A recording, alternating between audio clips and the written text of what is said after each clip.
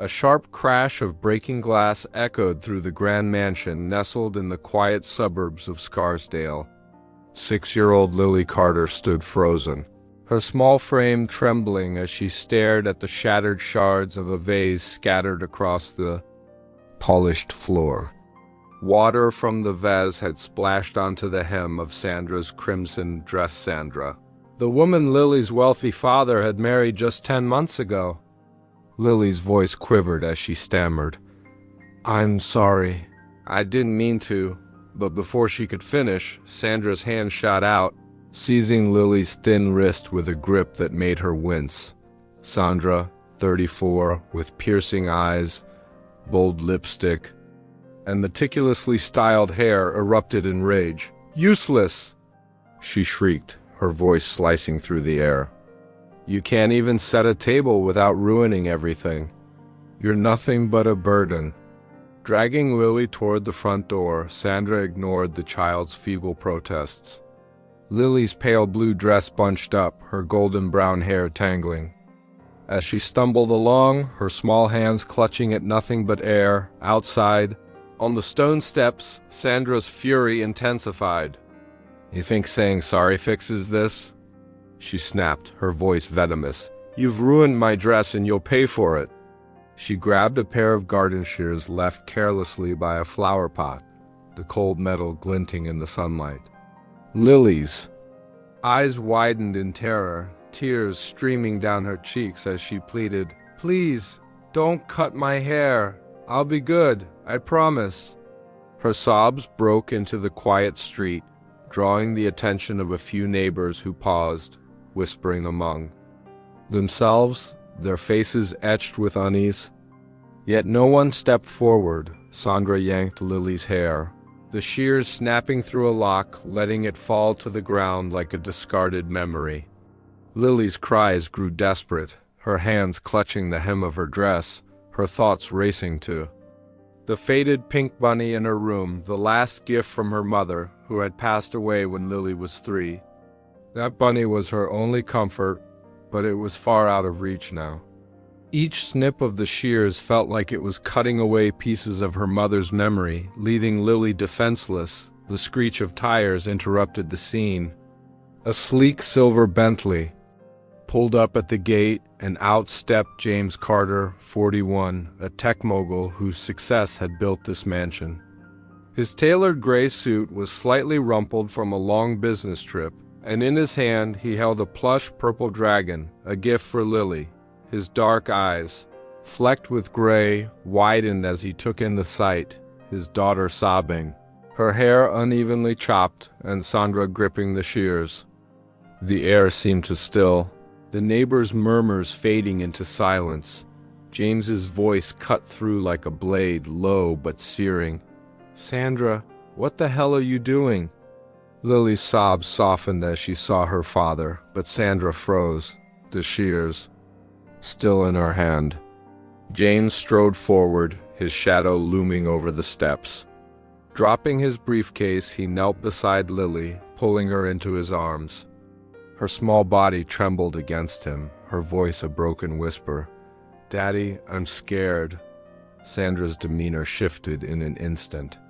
The rage vanished, replaced by a trembling lip and glistening eyes. "James, it's not what it looks like," she said, her voice suddenly soft. "I was just trying to teach her a lesson. She broke a vase, ruined my dress. She's so careless. I didn't mean to upset her." James's eyes didn't leave Sandra's. He stood, holding Lily close, the purple dragon pressed between them. "You call this discipline?" he said, his tone icy. "Humiliating her in front of everyone, cutting her hair?" A neighbor, Margaret Holt, a woman in her late 50s with silver-streaked hair, stepped closer from across the street. Her voice was steady but heavy with regret. "I've seen this before, Mr. Carter. Lily left outside for hours, even in the cold. I should have said something sooner." Sandra spun toward Margaret, her voice sharp.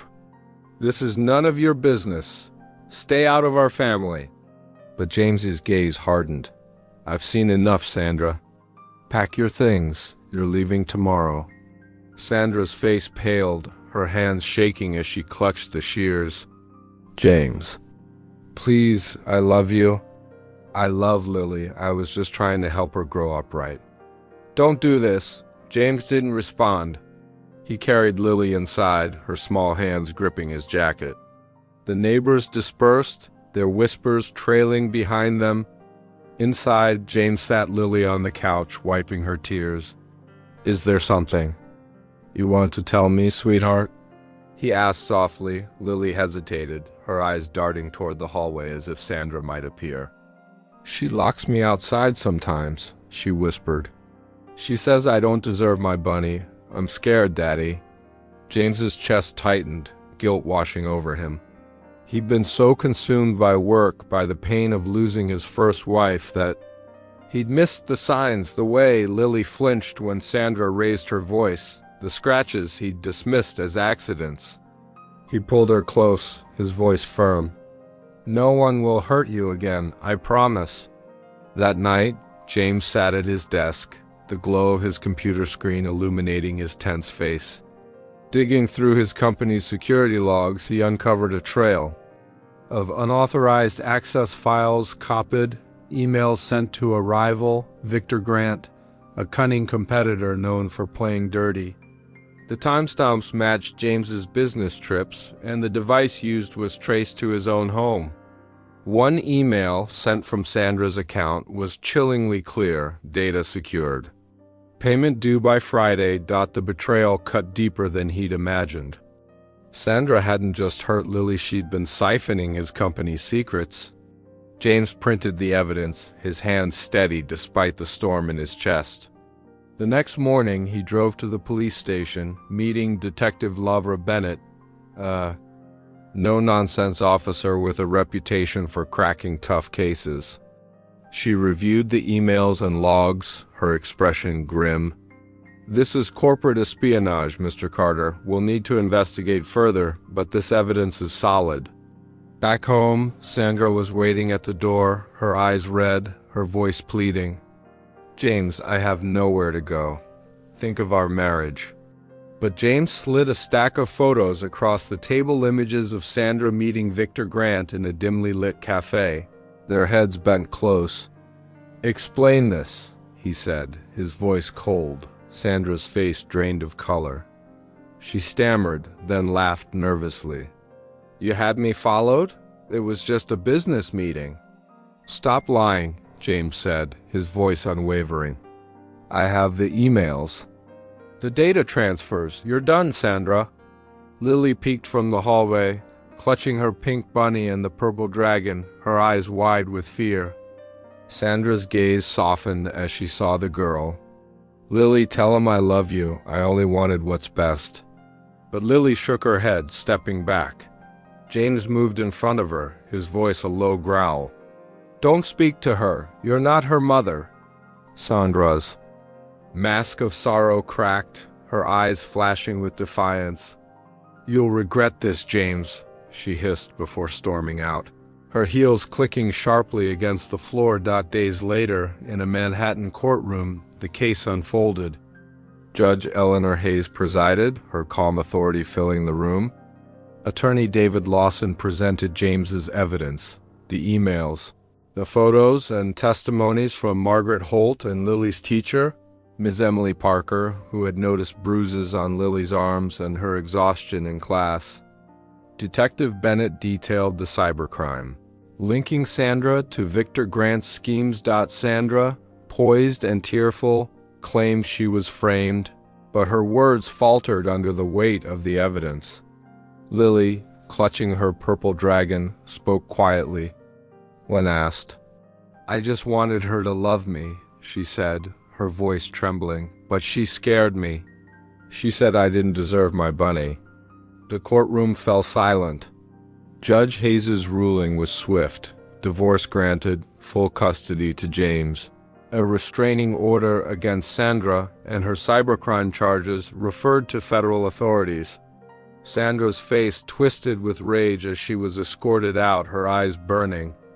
With a promise of vengeance, back home, James and Lily rebuilt their world, piece by piece. He cooked breakfast, slightly burnt eggs and toast, earning a giggle from Lily as she shared a bite with her pink bunny. At school, Miss Parker noted Lily's brighter smile. That evening, Lily drew a picture, a window with her bunny and dragon. On the sill, guarding her room.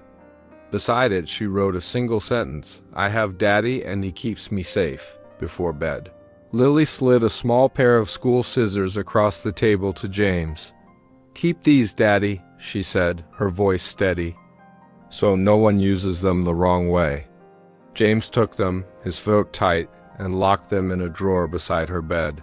Next to the hair clip she loved, a silent vow to protect her doll as Lily slept, her bunny and dragon on the shelf, James sat by her side, watching her steady breathing. The house was quiet, but it was a new kind of quiet, one filled with trust, not fear. Outside, the evening light painted a soft glow across the room, touching the edge of Lily's drawing. In that moment, James realized that sometimes a child's courage could teach an adult how to start again.